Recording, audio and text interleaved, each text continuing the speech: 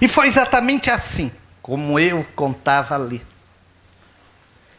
Morador lá da Preguiça, viu os espíritos e não sabia o que era. Achava que tudo era normal e contava. Meu pai não gostava de saber. Ele era da Irmandade Nossa Senhora da Conceição da Praia, carregava andor. Fazia um miserê todo lá na rua, mas carregava andor.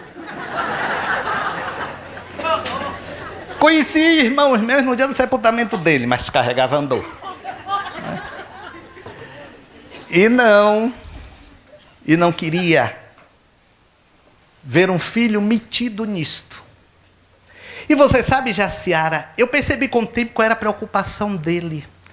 Ele dizia o seguinte, Ernie Olívia, isso não é coisa de homem, vai ser pai de santo? Era isso que ele dizia. Eu fingia que não ouvia e seguia meu caminho. E foi em 1976 que eu, fazendo uma prova de português, estava sentado assim ao lado da porta, lá no colégio da Polícia Militar. Meu amigo ali daquelas priscas eras, Sérgio, está ali. E aí eu vi o professor Benedito falando sobre sintomas de mediunidade. Quem foi da polícia sabe quem é Benedito Araújo. Foi professor assim desses coronéis, desse pessoal todo. E aí aquilo foi me chamando a atenção. Eu disse, peraí, é o que eu tenho esse negócio. Eu não sou doido não, peraí. E não levantei a cabeça, fingi que estava assim fazendo a prova. Quando terminou, eu fiquei meio sem jeito de ir falar com ele, que eu pensei, meu Deus, ele vai pensar que eu estou puxando o saco. Não é? Mas eu era bom aluno, não precisava puxar saco. Eu era bom aluno, tanto que as minhas provas eram roubadas. Uma vez. Eu era de dar pesca. Eu já contei isso aqui a vocês. E aí teve um colega meu.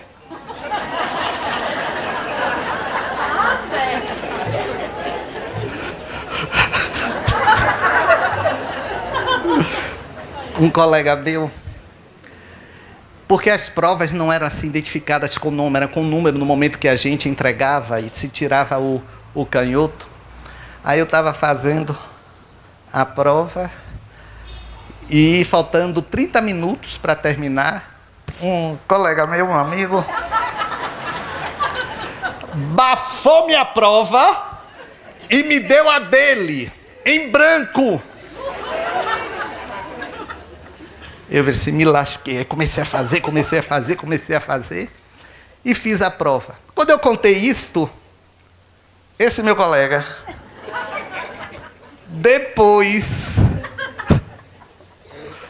é cínico o sujeito, depois veio para mim e disse, você não lembra de uma coisa, eu que foi, colega, eu tirei 9 e você tirou 7.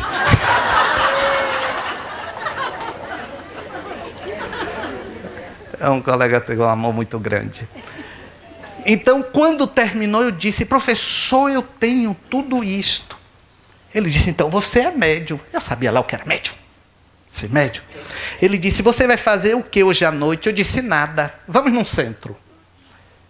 Aí fomos, né? Eu não cheguei e vim para casa e saí de casa lá na Baixa do Bonfim, na Rua Cruz Rios. Lá no Mensageiro da Luz de Arapiraca.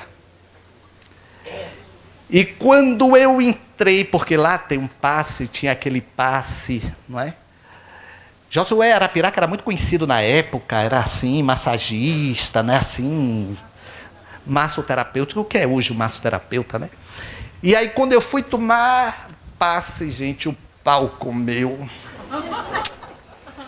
Olha, eu não consegui me segurar, me bati todo. Arapiraca era fortão, me pegou. Eu era magrinho. Eu pesava 49 quilos. Ele me pegou, me botou assim contra a parede, eu me batendo. Mas a comunicação não se concretizou. Naquela mesma noite eu tive um sonho.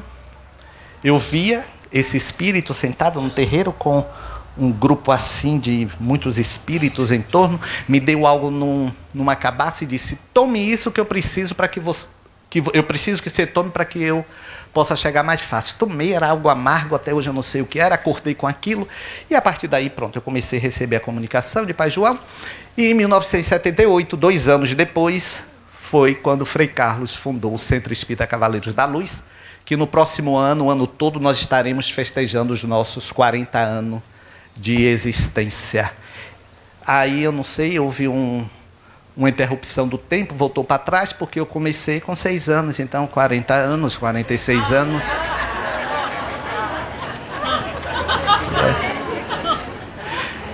Mas, meus amigos, há uma questão, porque eu quero fazer uma ponte entre todos nós, mas uma ponte em forma de questionamento. Eu pergunto a vocês, você tem medo de viver a sua vida? A sua vida. O que você é? Você tem medo de viver a sua vida? Vou fazer um parêntese. Mãe Carmen do Gantuá vive nos mandando pessoas aqui. Inclusive temos um médium na casa que foi a história exatamente semelhante à de sua mãe. Mãe Carmen do Gantuá, amiga querida. Então, você tem medo de viver a sua vida? Nesse confronto, mundo real e o mundo do seu desejo? Mundo real e o mundo do seu desejo? Se você tem medo de viver a sua vida, por que você tem um medo de viver a sua vida? Uma moça me procurou e virou para mim e disse: Medrado,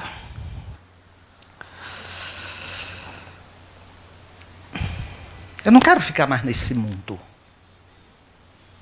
Eu virei e disse: menina, por que você não quer ficar mais nesse mundo? Você é bonita. Ela, não. Minhas amigas são muito mais felizes do que eu. Minhas amigas têm muito mais coisas do que eu. Eu falei assim: gente, como é que você acha que suas amigas são muito mais felizes do que você? Por quê? Ah, eu vejo no Facebook. Eu vejo no Instagram. Vocês riem, mas isso foi motivo de estudo, não dessa menina. Eu falei assim: mas menina, que bobagem, como é que você vai valorar a sua vida em cima de conceitos do que você vê no Facebook e no Instagram? Ela falou assim: Medrado, você parece que não enxerga. Porque, além de tudo, eu sou negra. Gente, ela falou aquilo com tanta dor. Com tanta dor. Que eu calei e disse: mas olhe, eu não estou entendendo a correlação. E ela disse: eu não aguento mais sofrer preconceito. Gente, foi aqui. Ela é daqui, de Salvador.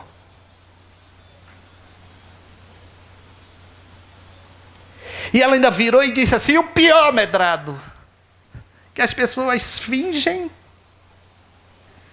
que não existe o preconceito. Eu disse: tentei ali naquela hora amenizar.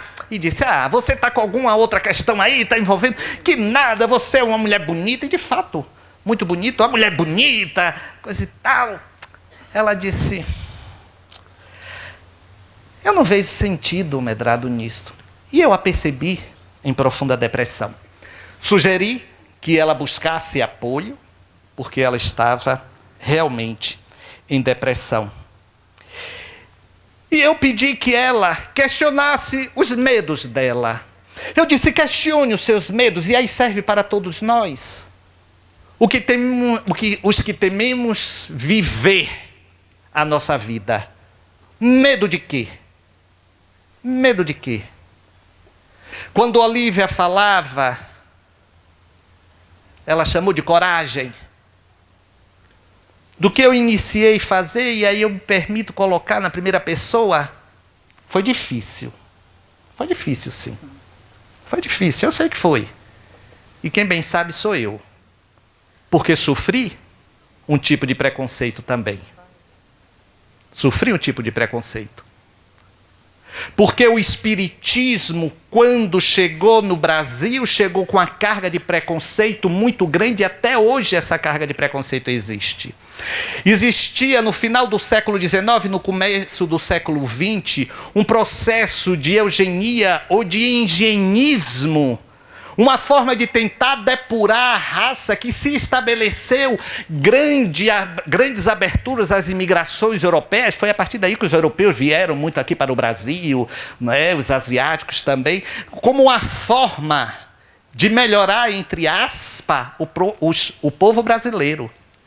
E é nesse contexto que o espiritismo chega.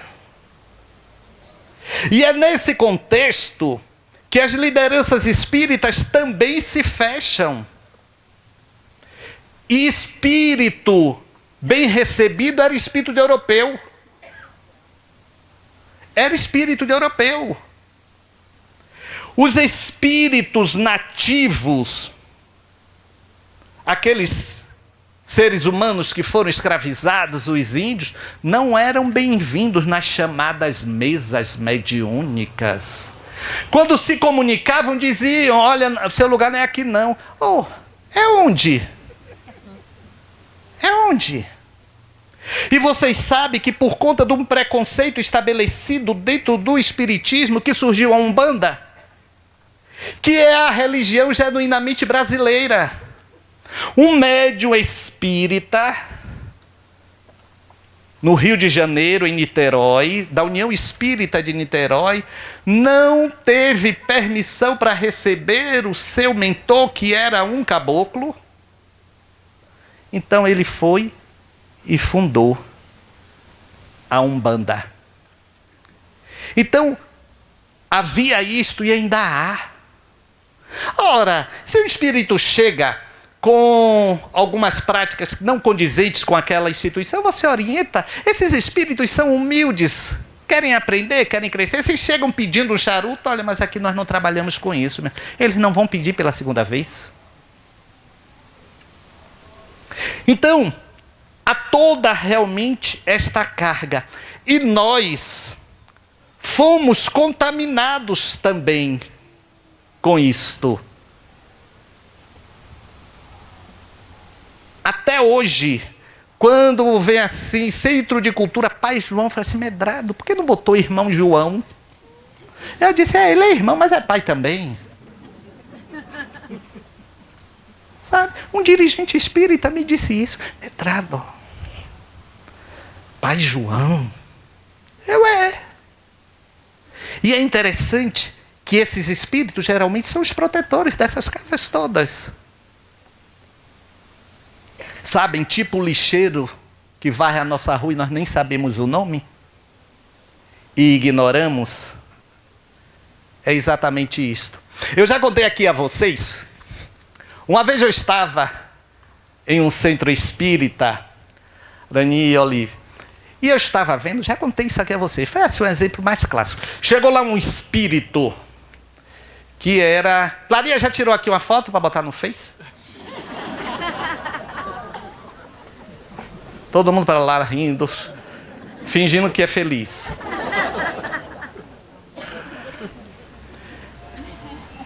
Eu estava assim sentado à mesa. E aí, porque nesse centro as pessoas escolhiam os médios que quisessem. Rapaz, tinha um médium lá, um bichão grandão, que era um sucesso da noite. Gente, Era uma fila enorme, e a pessoa chegava, ele puxava, batia o joelho, jogava para lá, vinha para cá, batia nos peitos, e todo mundo saía, poxa, que passe bom. Era um alemão. Ele era assim, famosíssimo ali no pedaço, né? E era assim, eu via a gente saindo, assim, aquela coisa, mas sentindo bem. Já contei isso aqui a vocês. Aí eu vi assim uma senhorinha com sandalinha havaiana, lembrando assim até um pouco, araninha assim, mas não assim, com essa cara assim de mulher bem cuidada, de batom, não, ela estava assim, ali. E ninguém foi tomar passe com a criatura. Eu fiquei com a pena, saí da mesa e disse, deixa eu ir tomar passe com ela. Aí tomei, me posicionei, não tinha ninguém. E o alemão lá, jogando duro. Pá, pá. Todo mundo satisfeito. Aí eu concentrei. E ela lá com bico, não sei o quê. Quem eu percebo envolvendo aquela senhora? Doutor Bezerra. Eu falei assim, doutor Bezerra? Aí ele... Aí eu tomei o passe, ele disse assim, não diga quem eu sou, porque é capaz dela nunca mais fazer a sintonia comigo. Aí terminou a reunião, coisa e tal. Aí foi dando um comichão, aquela coisa assim. Aí eu me aproximei dela e disse, eu tomei passe com a entidade que a senhora incorporou. Ela foi, eu disse, só eu até que tomei.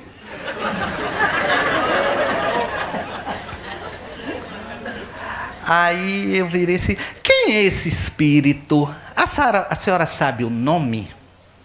Ela disse, é Pai Joaquim. É Pai Joaquim. Aí eu acho que ela estranhou assim, o que é? Não é não? Eu disse, Pai Joaquim. O que importa o nome que ele quis dar? Não é? É Pai Joaquim. E o tal bacana do alemão era o obsessor do médium. Era um espírito obsessor. Era um espírito obsessor. Ele não estava, havia um cordão de isolamento, ele não conseguiu penetrar, mas ele do lado de fora manipulava a mente do médium. E era assim o popstar do pedaço. Imagine as energias que aquele povo saía daquele alemão.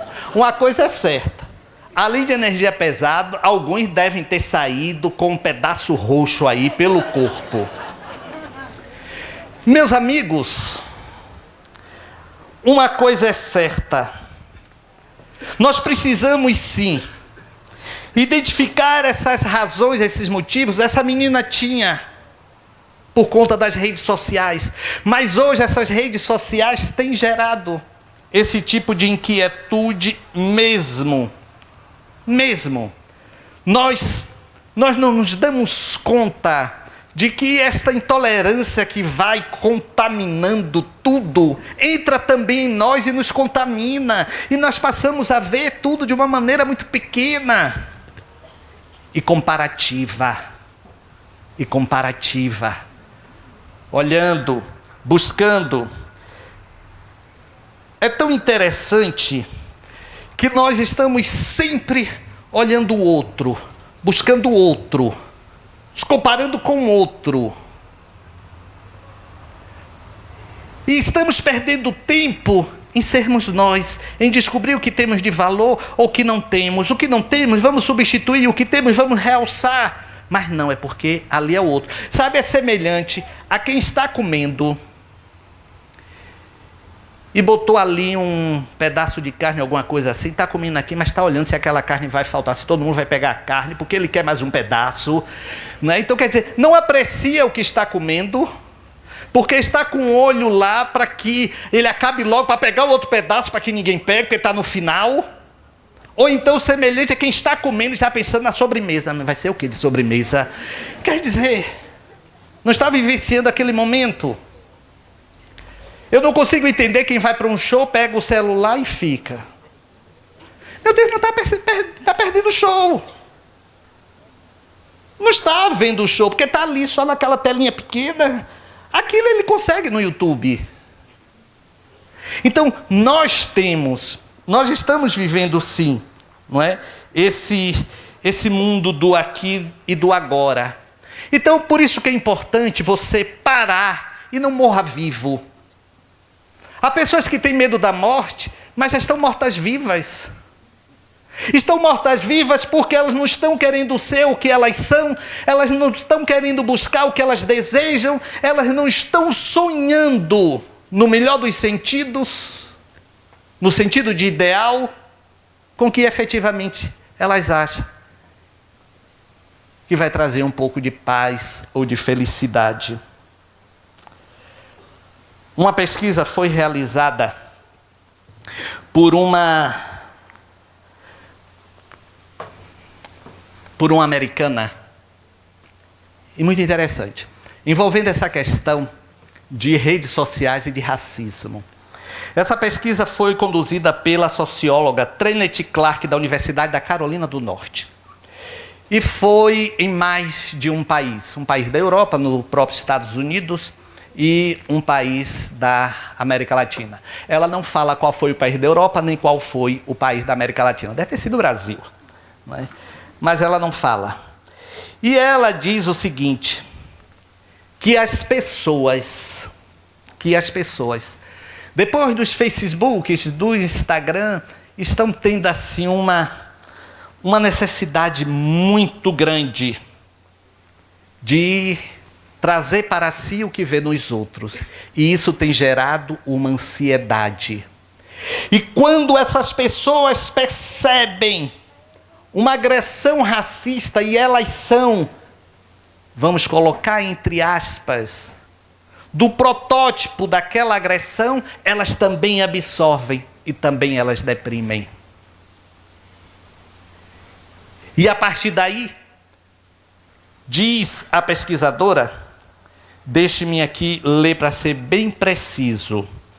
Diz a pesquisadora que, em verdade, isso que nós vivenciamos chama Adaptive Behaviors, alguma coisa nesse sentido aí, que significa comportamentos viciantes. Estamos tendo comportamentos viciantes de paradigmas equivocados de ideais de bem-estar, de felicidade, de paz. E diz mais, ela diz que o estudo foi com cerca de 4.500 pessoas negras, com idade entre 18 e 65 anos, que responderam questões relacionadas a situações de discriminação racial. E destas, 83% disseram que viveram alguma situação. E ela conclui: a discriminação explícita é uma fonte frequente de problema de saúde. Embora seja negligenciada, tem efeitos, afirmou, como a perda, um luto, a perda de um amor, a perda de um trabalho. E ela diz o seguinte: e isto contamina toda uma estratificação social e até as pessoas que não são, mas por dizerem que elas, olha aí os brasileiros, por isso que eu acho que foi o Brasil, são descendentes, passam também a sentir de uma forma inconsciente.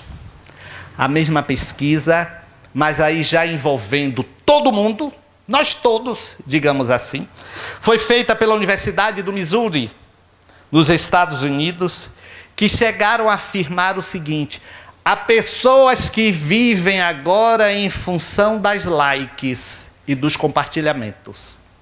Ou seja, A ansiedade delas é pela quantidade de likes que elas tiveram ali. Poxa, eu só tive 5 likes, olha para isso. Só tive 10 likes, olha para isto.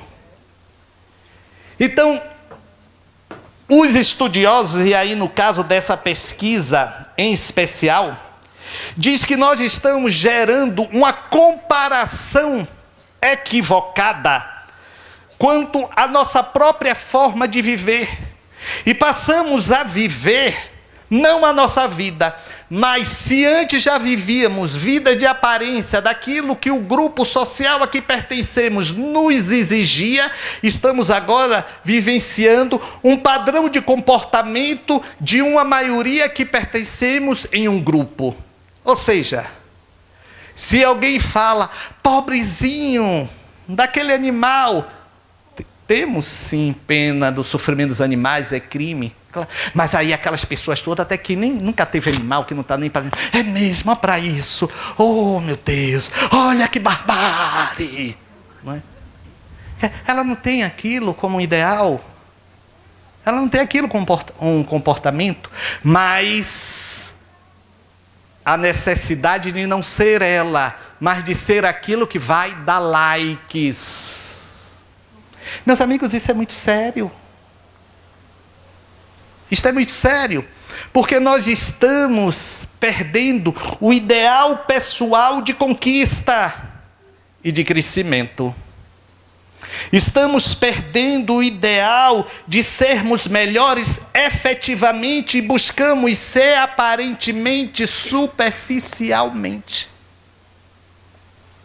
É por isso que surge uma espécie de frustração, porque esses likes funcionam como se fossem carícias e atenção, e na comparação, poxa, fulano teve mais likes do que eu.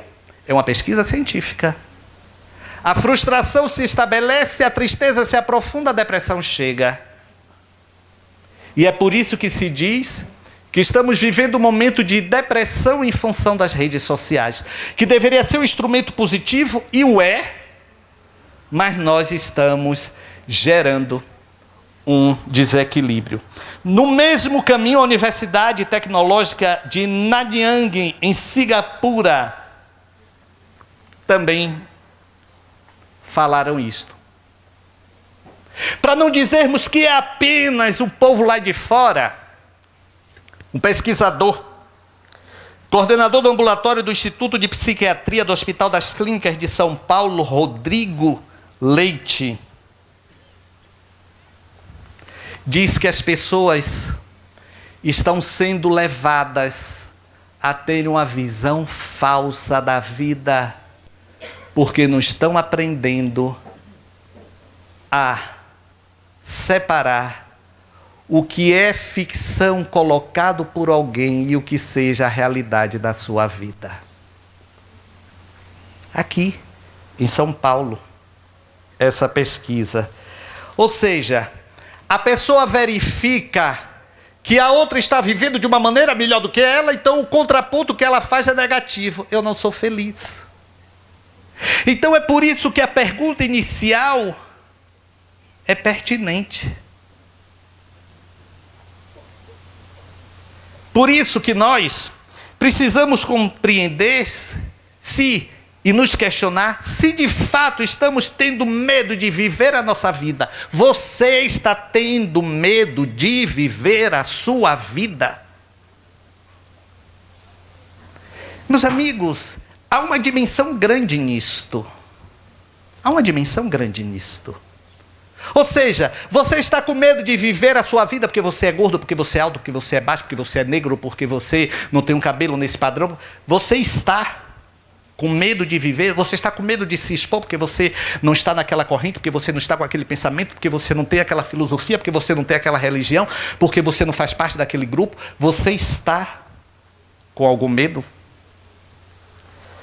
E aí, é claro, nós, e dizem esses pesquisadores, sobretudo o do Hospital das Clínicas, o Dr. Leite, nós temos uma aparente recompensa social, com muitos likes, aparente, mas nunca real. Porque aquelas pessoas serão apenas pessoas do Facebook, do Instagram. E isso, é claro, se a pessoa já tem uma propensão, pode acentuar o seu problema. E, meus amigos, não vamos ter medo de viver que somos. Serão sempre as nossas tentativas de busca, as nossas tentativas de alegria, devem ser sempre tentativas e nunca expectativas. Estamos vivendo em função de expectativas. Devemos viver em tentativas. Uma mãe disse que morreu e disse: olha, eu quero que minhas cinzas, porque minhas filhas só vivem agora em Facebook ou então no shopping. Por isso que eu quero que as minhas cinzas sejam espargidas no shopping center. Aí o pessoal, só as cinzas no shopping center, por quê? Porque eu vou ter certeza que pelo menos 2 vezes na semana elas vão por lá. Nós deixamos ali o celular com o barulhozinho do WhatsApp ligado para ver quem nos mandou a mensagem de madrugada. Mas não temos a coragem de ligar para alguém porque sentimos a falta, ou dizer uma palavra de afeto porque nunca mais vimos aquela pessoa. Mas ficamos ali na expectativa. E quando chega logo de manhã cedo, pega logo o celular.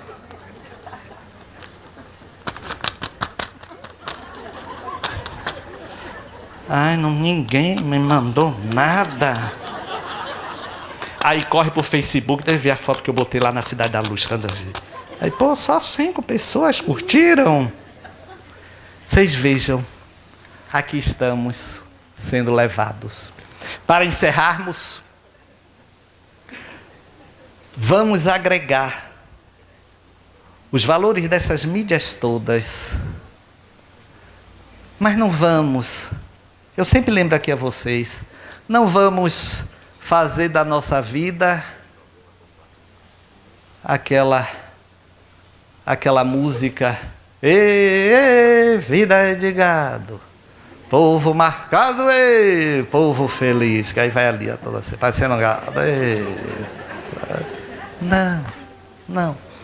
E vamos, como as nossas convidadas falaram, vamos realmente nos identificar como espíritos em evolução, cada um na sua trajetória, não fuja da sua, cada um aí na sua busca, na busca da sua conexão com o outro. Li uma vez na Super Interessante de um rapaz, na Carolina do Norte inclusive, recebeu um transplante de coração. Estava para morrer. Ele fazia parte de um grupo neonazista que estava se formando lá.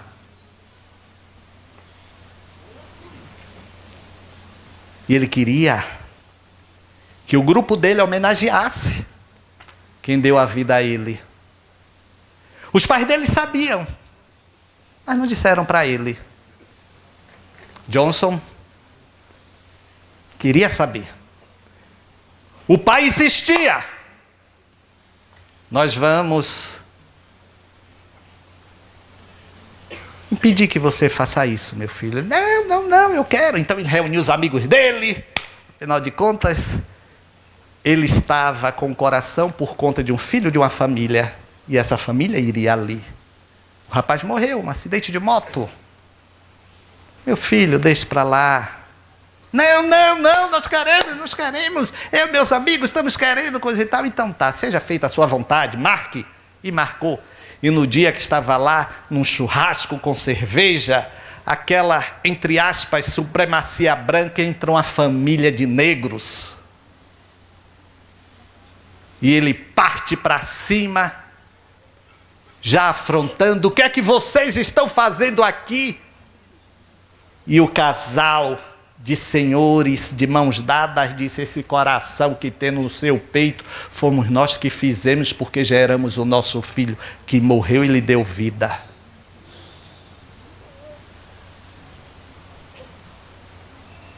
Pois é.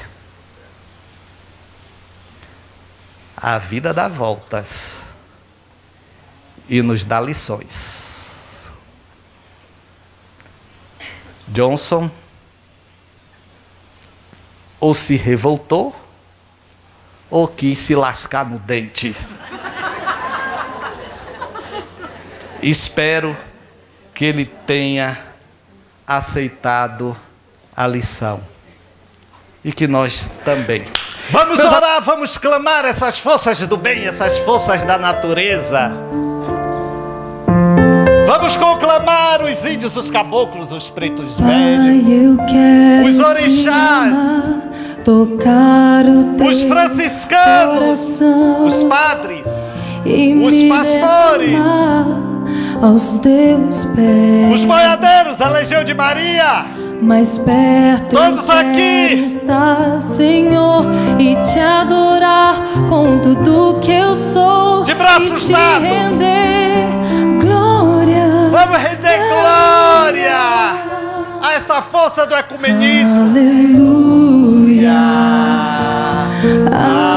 Aleluia. aleluia, aleluia. Aleluia, alegria. Alegria do reencontro dessas forças. Venham, senhores do bem. Não importa a religião, não importa a ideologia da crença, mas o bem que os senhores querem fazer. Pois tu és meu refúgio. Passe para eles a sua E dor, não importa o seu problema. onde estiver, no vale ou no monte eu adorarei. Peça misericórdia. A ti eu canto glória e aleluia, aleluia,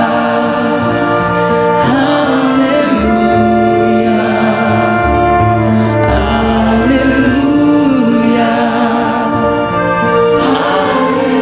aleluia. Os rabinos também que cheguem. Não importa. É uma corrente só que queremos. Neste novembro negro. Neste novembro de Zumbi dos Palmares. Eu preciso do teu olhar, Raio de sol. batidas do teu Chegue. coração. Não morra Sintra. Esconder E os monges budistas. Oh, Cheguem. toda minha Esses corações estão se abrindo. e junto com As almas estão abertas, clamando misericórdia.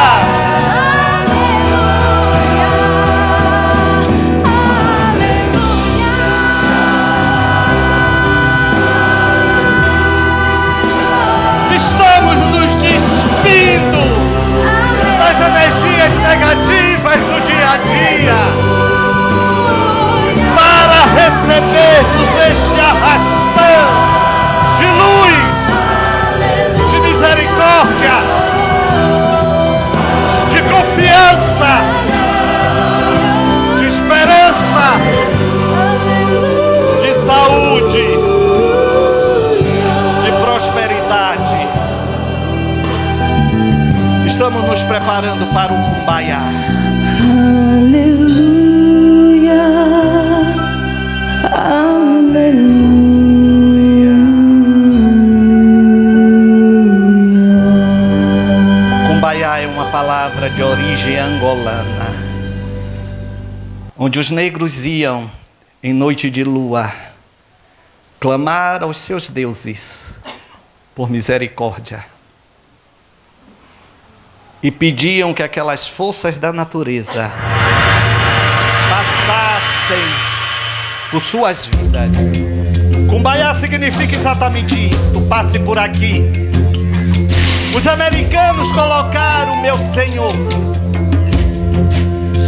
E é por isso que nós agora também clamamos. Kumbaya, my Lord, Kumbaya. Passem por aqui, senhores. My Lord, Kumbaya. Senhores do bem, do amor. Kumbaya, my Lord. Estamos aqui no ar livre, Oh Lord, sob as bênçãos da natureza. Kumbaya, my Lord, Kumbaya. Kumbaya, my Lord, Kumbaya. Que essas energias passem também por aqueles que nos acompanham pelas redes sociais. Vem visitar os seus lares, as suas famílias. Senhores espíritos, mensageiros do amor. Rises in the sky.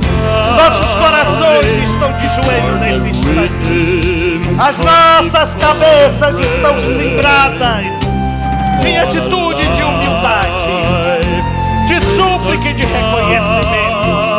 Súplica para as nossas dores e diga sua dor. E de agradecimento por este arrastão do amor.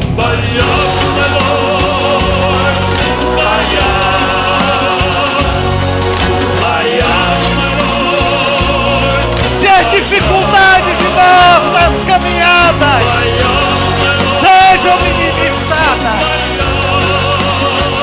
Que caminhos de luz se abram.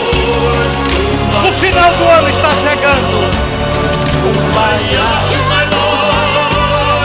Peça que passe por você esta força, esta junção de energia positiva, de amor, de caridade.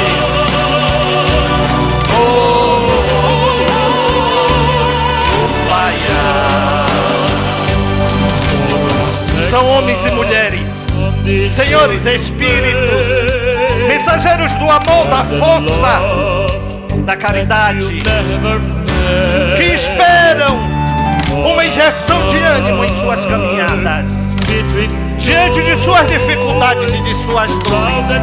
Por isso estão aqui confiantes e unidos, por isso que clamam.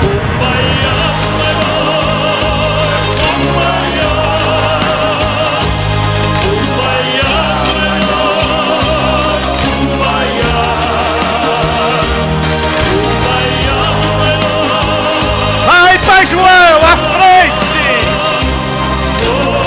com aqueles seres que foram escravizados, e liberte as nossas correntes, com amor, com justiça, com caridade.